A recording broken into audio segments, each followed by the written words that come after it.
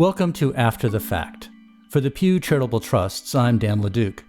This season, we're offering conversations on science. And in addition to our regular episodes, we're also bringing you extended talks with some of our guests.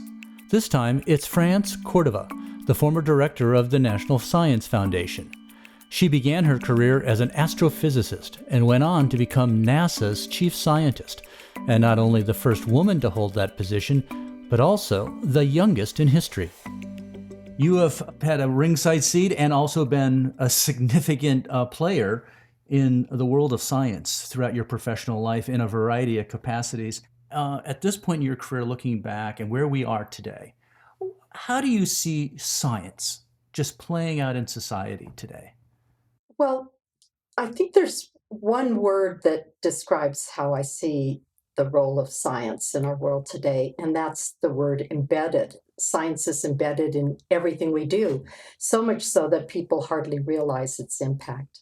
Every device we use, from cars to phones to computers to kitchen appliances to medical devices, has the fruits of science embedded in it. It's the foundation of national security, of medicine, of communication, of global competition. And I've been really impressed that Nobel Prize winners in economics, most recently Paul Romer, who I had a chance to meet when he won the prize in 2018, have pointed to the importance of science and technology to the growth in our economy. So it's just vital. It's vital, but it's embedded. So it's a lot of people just don't even realize that their lives are so dependent on science. You know, I've heard you describe science as a series of surprises, and I guess you're really talking about the practitioners, right? What did you mean by that? I love that phrase.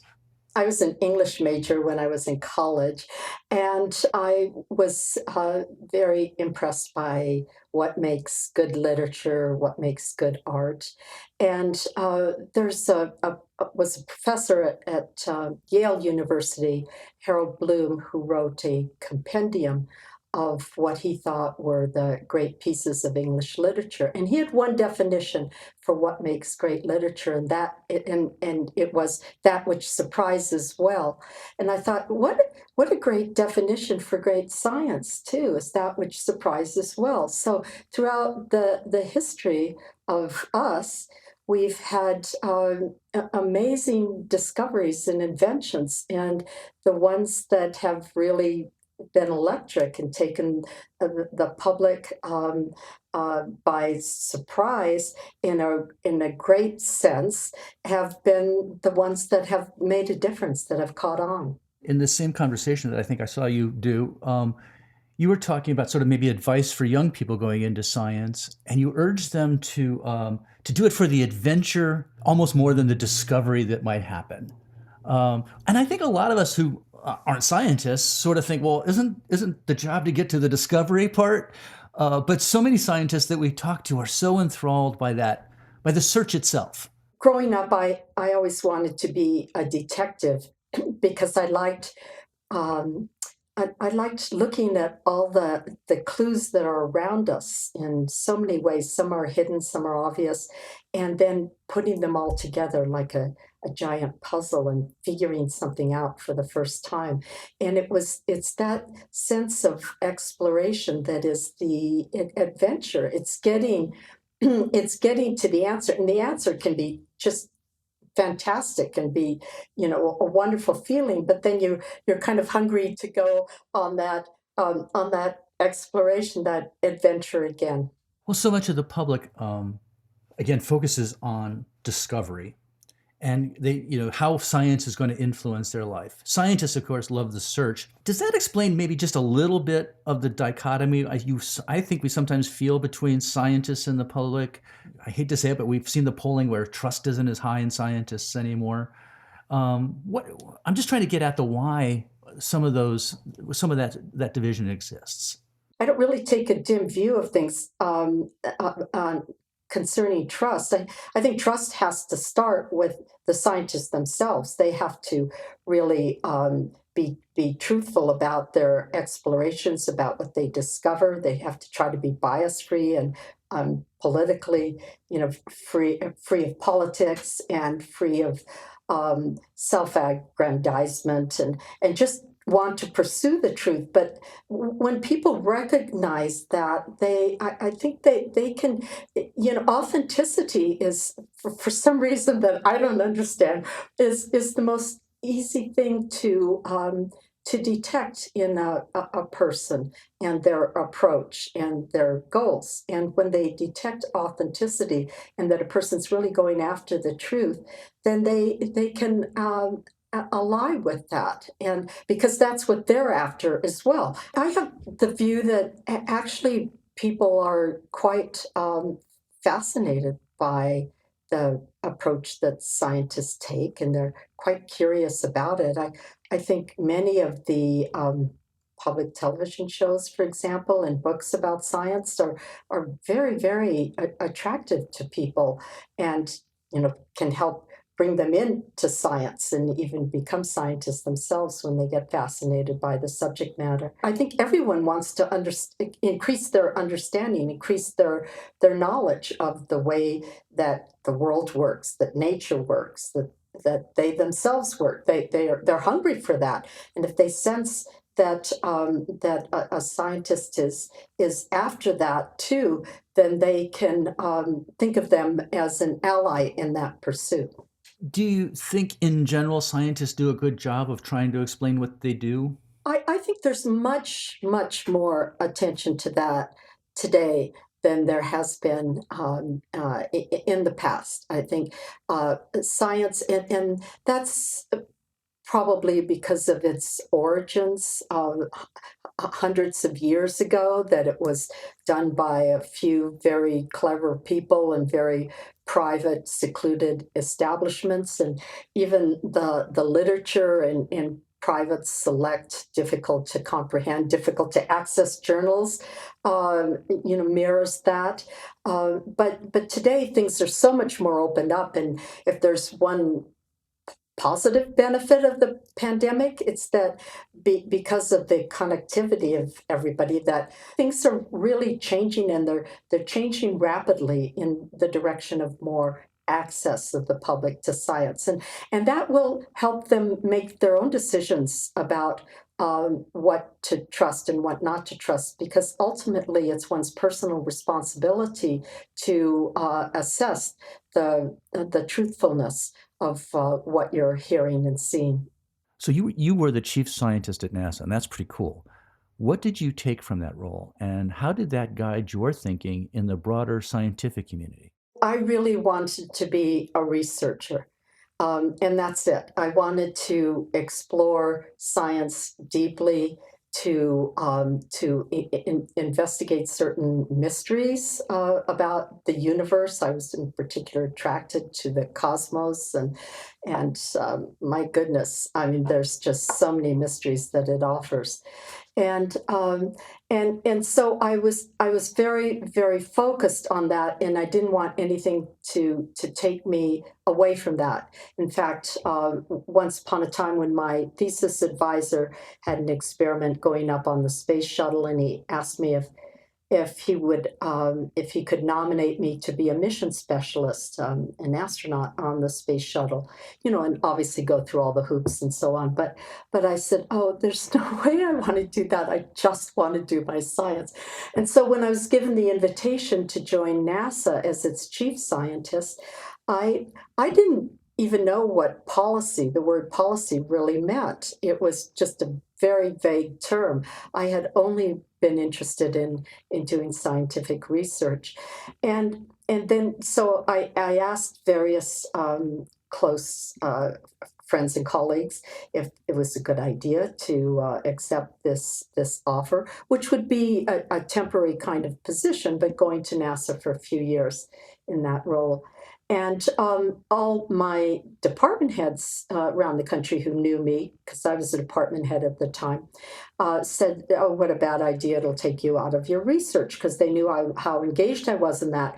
But then I talked to some of my female colleagues and my mother, who obviously knew me well, and they said, "Well, you can't talk about how important it is that women and underrepresented minorities go into science and then not take the opportunity to do something about that, to have a platform where you can be a role model for that, and when you can actually affect changes in that." So I accepted because of that. So that was the real change for me from going to a strictly research environment and putting everything out of my mind to thinking about how I could have the field of science, how I could bring that more out into the open and bring it to the people that I thought should have access to it and could enjoy it and perhaps want to become scientists themselves. That's a wonderful sort of transformation, personal transformation for yourself. I'm just wondering, you know, obviously so many scientists who are going to want to stick to their science. Would it be helpful, useful for society if maybe a few more scientists had something similar to your experience, at least briefly in their career, to get that exposure to policy and application? Well, yes. I think that it would be wonderful if everybody took that opportunity. And in the roles that I did have at NASA, and especially at the National Science Foundation, I was, well, and also as a department head at Penn State, was to try to attract people to get into policy roles and see how much fun it is and how interesting it is and how much of an impact they could have. So I have personally gotten to see it change people's lives, their attitudes, what they do afterwards. You have this experience in, say, Washington, D.C., where you're in the White House working on science policy. Sometimes you're up on the Hill talking with congressmen or elected representatives about how important science is and how they could help make incredible change. And it changes you, and people then take on different roles when they leave the agency, as I did. You were president of one of the best engineering schools in the country, and have been involved in education. You've been involved in actual research, but your role at the National Science Foundation and now your role with the Science Philanthropy Alliance is a little different. You're a bit more of a cheerleader. Would that be a correct way of saying some of this in terms of trying to let people understand the need and support for basic science in our society and research like that? I think you always go back to your roots, and in high school, I was a cheerleader. So, so there are definitely a large group of people who like to cheer, and that's a very, very important thing to do. And of course, it demands a different kind of skill set. And if you have that and you're comfortable in there, I think there's a lot to cheer. But there's a step beyond cheering that is just incredibly important to to do what I call move the needle, to really make things change sociologically, culturally, and it's so important today. There are so many things that need to be changed, and there are many disparities that abound, and they affect science as well as every other field of endeavor. I guess that gets at another thing I've heard you talk about, which is maybe serendipity is too strong a word, but that some of our great discoveries don't necessarily come from a direct path, right? So much of great science has come from the stuff that's sort of just been discovered along the way. Sure. Yes, absolutely. Scientific discovery comes through many different approaches. And by the way, I've heard a number of times that Isaac Newton did his greatest, most profound work during a pandemic during his time. So crisis can also bring about the environment for making great discovery. Yeah, there are discoveries. Like one of them that I was the most excited about at the National Science Foundation was the detection on Earth for the first time in history, gravitational waves from cosmic sources, and that was that people knew from the time of Einstein for over 100 years that gravitational waves had to be there when you had these amazing things going on in the cosmos, but at a level so tiny that it would be immensely hard to detect them. So that's an example of an experiment that took about 40 years to realize its full potential and to come up with the discovery that they absolutely knew if they could develop the technology to the level of sensitivity it needed to be, that would happen. But then there are other kinds of discoveries, like the ones that Charlie Towns, the inventor of the maser, which led to the laser and so forth, and all the great technological applications of that came about that were completely serendipitous. So I think it's important for institutions like the National Science Foundations, and the other science agencies, and in philanthropies and universities to allow all sorts of approaches to blossom and to encourage them. Now you're with the Science Philanthropy Alliance. What is that, and what do you hope to accomplish with it? The purpose of the Science Philanthropy Alliance is to encourage new, emerging, and current philanthropists to dedicate some portion of their philanthropy to basic science. In 2012, six philanthropy partners, the Kavli Foundation, the Moore Foundation, Sloan and Simons Foundations, the Howard Hughes Medical Institute, and the Research Corporation for Science Advancement, came together and established the Science Philanthropy Alliance as a community of funders. And today, the membership has grown to more than 30 members, with endowments of the current members exceeding $140 billion. The focus is on basic research. And so, just in a few years since it was created, it's just doing wonderfully well. And I just recently joined it, but I'm very proud to have joined it and very interested to see the directions, especially in the pandemic, that these foundations are taking. Everyone who wants to start a foundation begins with the question of how can I find out more about about how I can make an impact. The Science Philanthropy Alliance is a vehicle by which they can find out more about what they're potentially interested in, and also possibly be introduced to some new ideas in science. And some come in with just a vague understanding for that they're attracted to the oceans and what kind of discoveries can we make with new ocean technology, or the universe and the cosmos. So, getting good quality information from true experts that you can trust, from an organization that you can trust, that has only you on their mind and how to help you, is just very important for potential investors. I want to ask a couple. I'll ask a couple of questions that are sort of more forward-looking, which is, first, of course, very specific to the pandemic. We can't not talk about that in this time, and how you see that influencing the larger scientific community. What has been the impact of what's been happening around the globe to science? In the short run, the most impacts are on people. There are impacts on science students, especially in the sciences that depend on field studies and hands-on instrumentation, and students who need mentors to guide their research. There are impacts on early career researchers who need a job. They need to start working and show mentors how they can progress. They want to be they want to go on this great adventure called science.